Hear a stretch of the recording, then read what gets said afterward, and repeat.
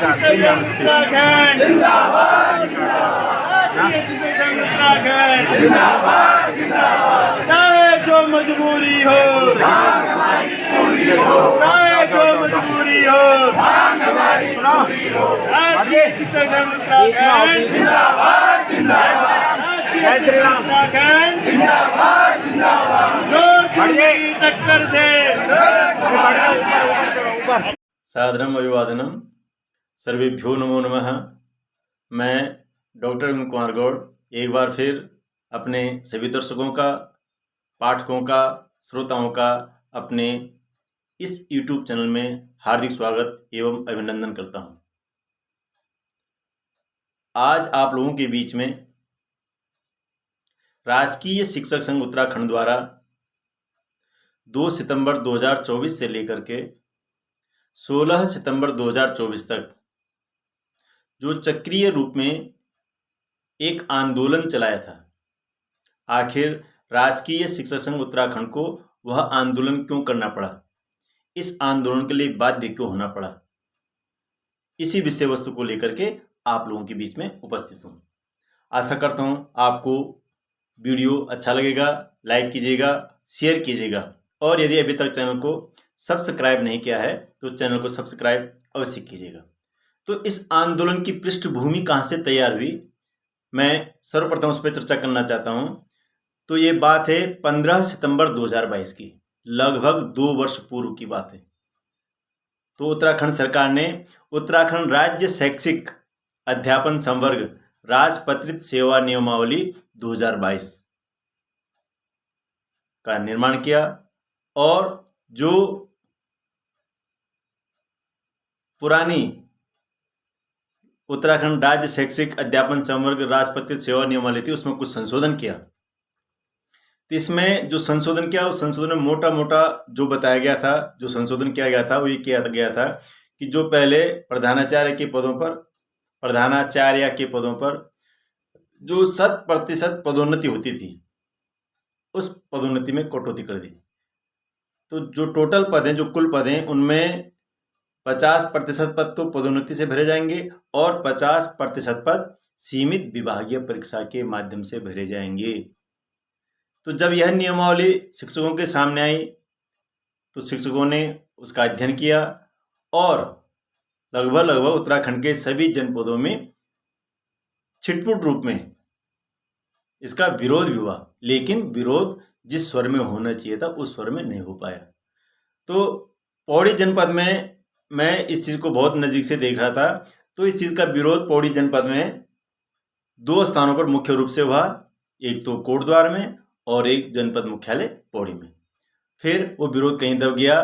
तो इस नियमावली में यह नियम बनाया गया कि सीमित विभागीय परीक्षा में वही प्रवक्ता प्रतिभाग कर सकते हैं, उस परीक्षा में वही प्रवक्ता सम्मिलित हो सकते हैं जिनकी 10 वर्ष की सेवा पूर्ण हो गई हो प्रवक्ता पद पर और जिनकी जो उम्र हो 50 साल से कम हो या 50 साल तक हो। अब ये इसमें गिने चुने बहुत कम लोग इस दायरे में आ रहे थे और इसी को देखते हुए उत्तराखंड सरकार ने 11 मार्च 2024 को सीमित विभागीय परीक्षा के लिए आवेदन पत्र निकाल दिए और जो लोग इस दायरे में आ रहे थे उन लोगों ने आवेदन पत्र भी पूरित कर दिए। लेकिन जब आवेदन पत्र निकले, जब इसमें लोगों ने देखा कि जो अधिकांश लोग हैं वो इस दायरे में नहीं आ पा रहे हैं, कुछ लोग ही इस दायरे में आ पा रहे हैं, तो वहीं से इसका विरोध होना शुरू हो गया था। फिर छिटपुट रूप से सोशल मीडिया में इसका विरोध शुरू हो गया था। तो जैसे ही सितंबर के महीने में ही या अगस्त लास्ट में हल्द्वानी में शिक्षकों ने एक बैठक की सार्वजनिक रूप से और उस बैठक में निर्णय लिया कि ये जो सीमित विभागीय परीक्षा है प्रधानाचार्य पद के लिए, हम इसका विरोध करेंगे। उसके बाद जहाँ तक मेरी जानकारी है कि मंडल कार्यकारिणी ने राजकीय शिक्षक संघ उत्तराखंड की और जनपद कार्यकारिणी ने प्रांतीय कार्यकारिणी से बात की और कहा कि जो ये सीमित विभागीय परीक्षा हो रही है प्रधानाचार्य पद पर, इस पर अधिकांश शिक्षक सम्मिलित ही नहीं हो पा रहे। तो ये कहीं ना कहीं ये जो राजकीय शिक्षक हैं उनके साथ एक छलावा हो रहा है और कुछ लोगों को ही इसका लाभ मिल पा रहा है।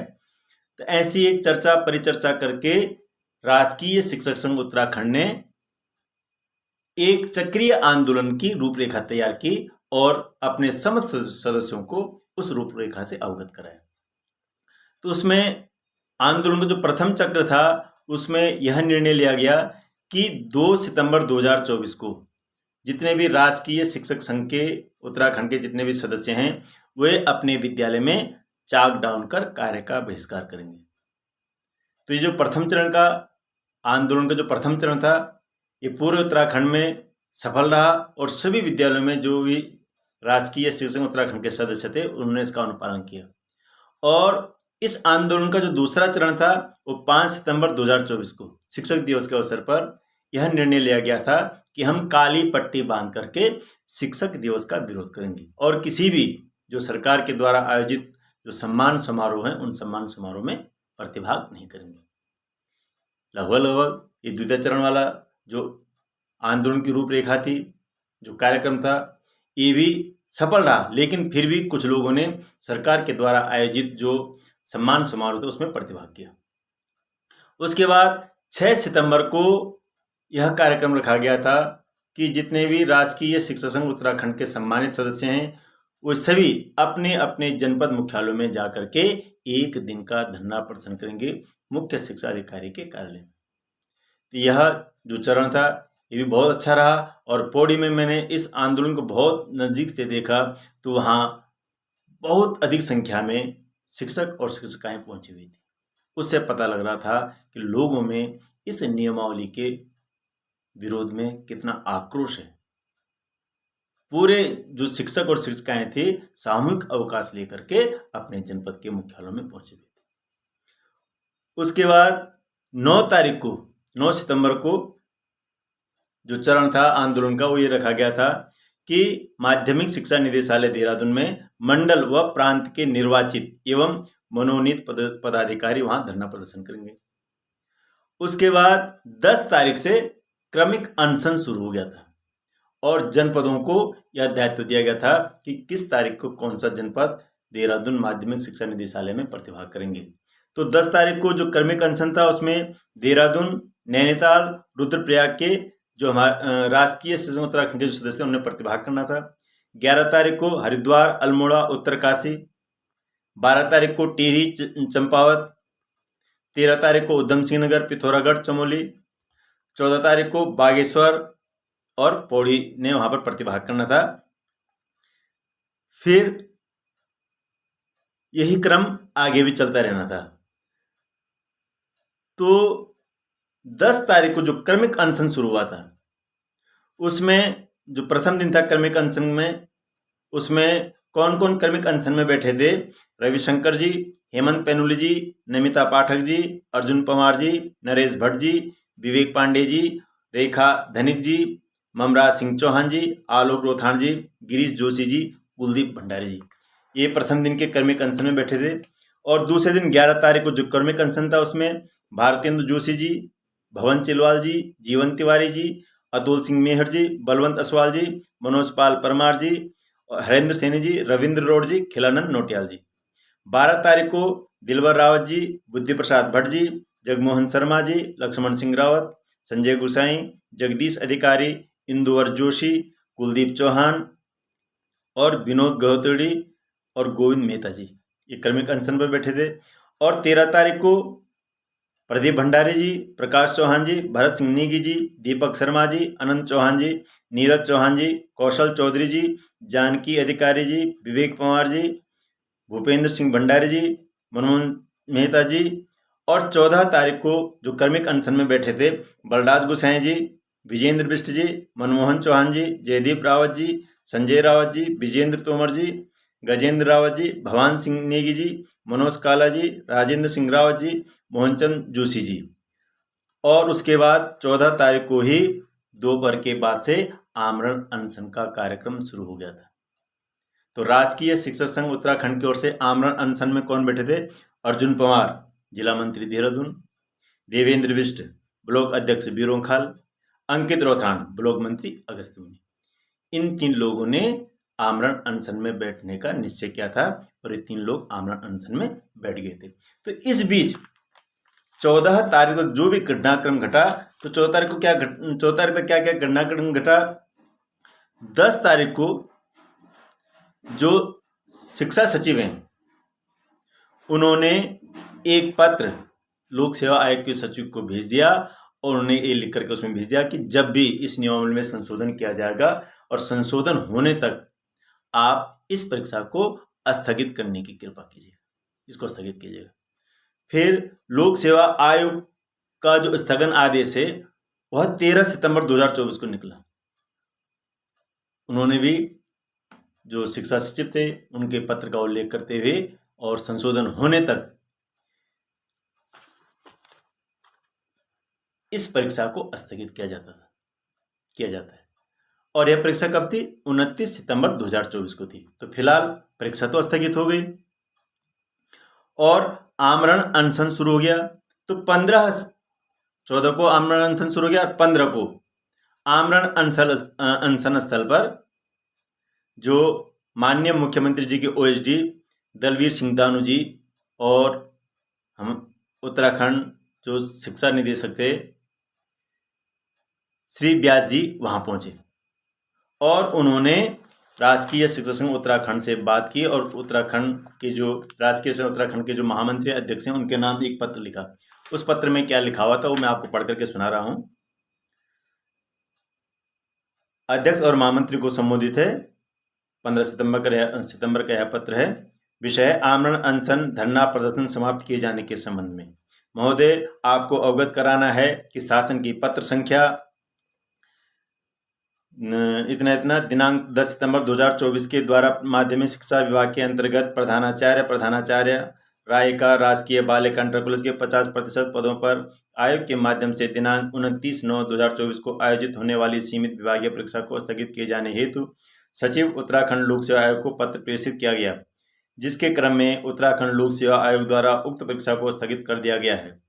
राजकीय शिक्षक संघ की एक सूत्रीय मांग है कि उत्तराखंड राज्य शैक्षिक अध्यापन संवर्ग राष्ट्रपति सेवा नियमावली 2022 को निरस्त करने एवं प्रधानाचार्य राजकीय इंटर कॉलेज राजकीय बालिका इंटर कॉलेज के समस्त पदों पर 100% पदोन्नति को पूर्व की भांति बहाल किया जाए तथा सहायक अध्यापक एलटी प्रवक्ता से प्रधानाध्यापक एवं सहायक अध्यापक एलटी से प्रवक्ता के पदों पर पदोन्नति यथाशीघ्र की जाए। उक्त के संबंध में सचिव विद्यालय शिक्षा उत्तराखंड शासन एवं महानिदेशक विद्यालय शिक्षा उत्तराखंड द्वारा दिए गए निर्देशों के क्रम में मुझे यह कहने का निर्देश हुआ है कि कृपया आमरण अनशन धरना प्रदर्शन समाप्त करने का कष्ट करें। उत्तराखंड राज्य शैक्षिक अध्यापन संवर्ग राजपत्रित सेवा नियमावली, यहाँ पर जो ध्यान देने लायक है, 2022 को निरस्त करने अथवा उक्त पर किसी भी निर्णय कार्यवाही के लिए राजकीय शिक्षक संघ की सहमति के साथ उच्च स्तर पर विचार विमर्श किया जाएगा। साथ ही समस्त स्तरों के पदों पर पदोन्नति के लिए यथाशीघ्र हर संभव प्रयास किए जाएंगे। आमरण अनशन धरना प्रदर्शन में सम्मिलित शिक्षकों के विरुद्ध किसी भी प्रकार की उत्पीड़नात्मक कार्यवाही नहीं की जाएगी। ये 15/9/2024 का पत्र है माध्यमिक शिक्षा निदेशक महोदय का। अब इसमें क्या है, राजकीय शिक्षक संघ उत्तराखंड की एक ही मांग थी कि जो ये नियमावली बनी है इस नियमावली को निरस्त किया जाए और प्रधानाचार्य के पदों पर 100% पदोन्नति की जाए।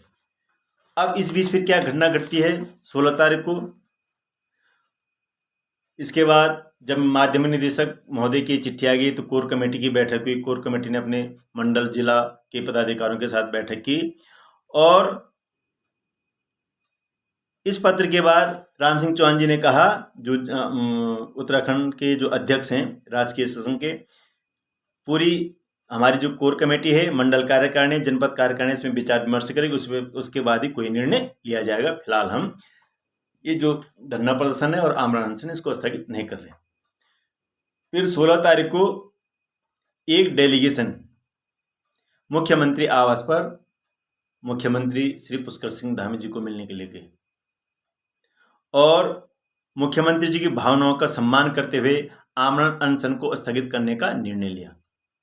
वहाँ मुलाकात हुई फिर उनकी भावनाओं को देखते हुए ये आमरण अनशन को स्थगित करने का निर्णय लिया। यदि उक्त नियमावली निरस्त नहीं हुई और 100% पदों पर पदोन्नति नहीं हुई तो फिर यह आंदोलन यहीं पर से प्रारंभ होगा। इस पत्र के प्रांतीय कार्यकारिणी मंडल के अध्यक्ष और जनपद के अध्यक्ष मंत्री सभी के हस्ताक्षर हैं।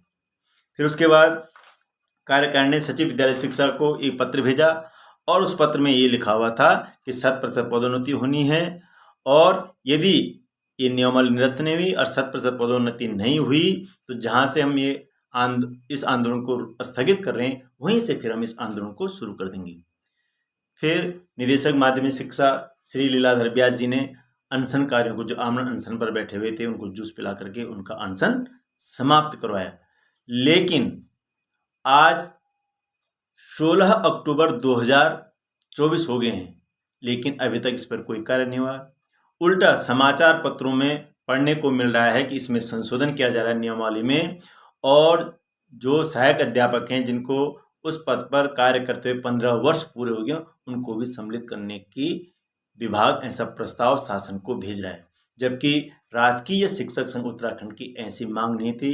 राजकीय शिक्षक संघ उत्तराखंड ने कहा था कि जो ये नियमावली बनी है 2022 में इस नियमावली को निरस्त किया जाना चाहिए और 100% पदों पर पदोन्नति की जानी चाहिए।